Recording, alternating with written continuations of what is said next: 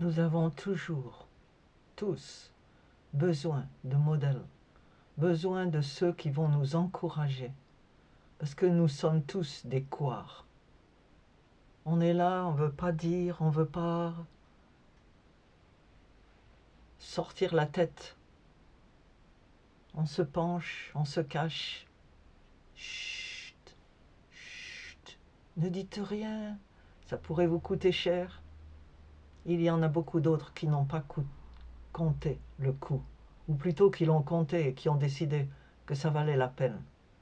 Qu'ouvrir la bouche pour parler, à la place de tous ceux qui ne peuvent plus parler, ça vaut la peine. Et il n'y a pas que la parole, il y a aussi les actes. Et c'est ce que nous voyons au chapitre 25 des Nombres.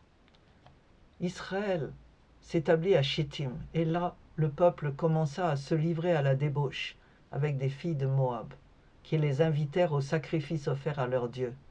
Nous savons que ces sacrifices incluaient une prostitution dite sacrée.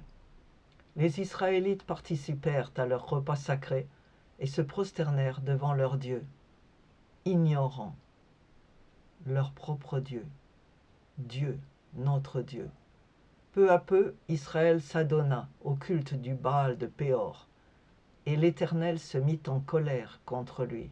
Et l'Éternel dit à Moïse, « Prends avec toi tous les chefs du peuple, et fais-les pendre en ma présence face au soleil, afin que l'ardeur de ma colère se détourne d'Israël. » À l'époque, quand Dieu se fâchait, Dieu le juste, il n'y avait personne pour nous permettre d'échapper à la mort, que ce soit la mort physique ou la mort spirituelle. Seigneur, merci pour le sacrifice de Jésus qui est mort à notre place. Et aujourd'hui, Dieu ne nous tue plus. Il a été apaisé par le sacrifice de Jésus. Moïse ordonna aux juges d'Israël que chacun de vous exécute ceux de ces gens qui se sont adonnés au culte du Baal de Péor. La mort physique représentant le paiement pour le péché qui avait été commis.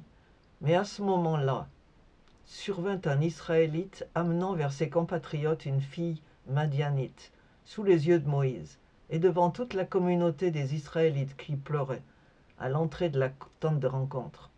Voyant cela, Phinéas, fils d'Éléazar et petit-fils du prêtre Aaron, se leva du milieu de la communauté, saisit une lance et suivit l'Israélite jusqu'à la partie arrière de sa tente.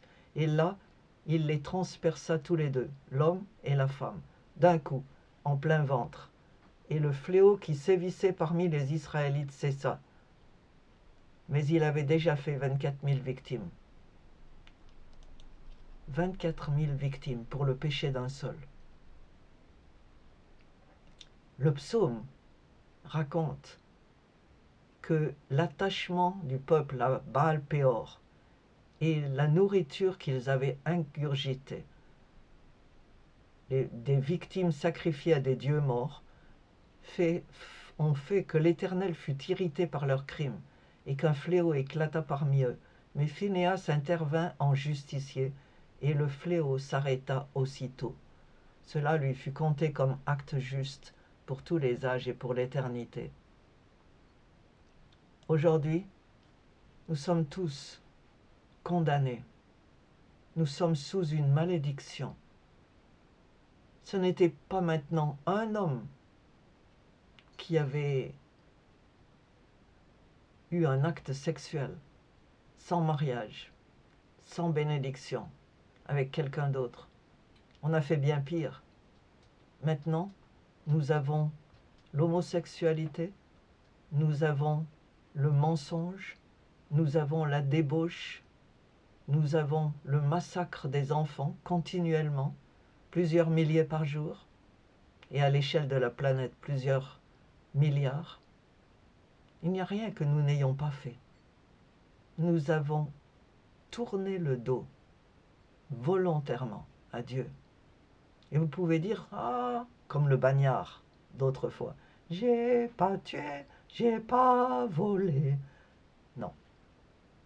Mais nous sommes partie du peuple. Nous sommes partie prenante de ces peuples qui font tout ça.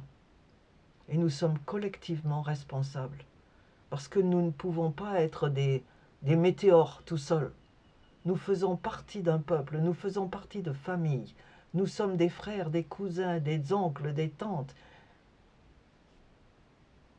Nous sommes parentés. Il est temps de se lever, comme Phinéas. Pas pour tuer, mais pour déclarer la vérité. Il y en a d'autres qui l'ont fait. Jean-Baptiste, par exemple, et beaucoup d'autres depuis. Tous ceux qui se sont levés pour proclamer la vérité. Des millions et des millions d'entre eux sont morts. N'ayez pas peur. Jésus dit qu'il vaut mieux mourir physiquement que de souffrir la mort spirituelle et d'être jeté en enfer. Courage, mes frères et mes sœurs, courage.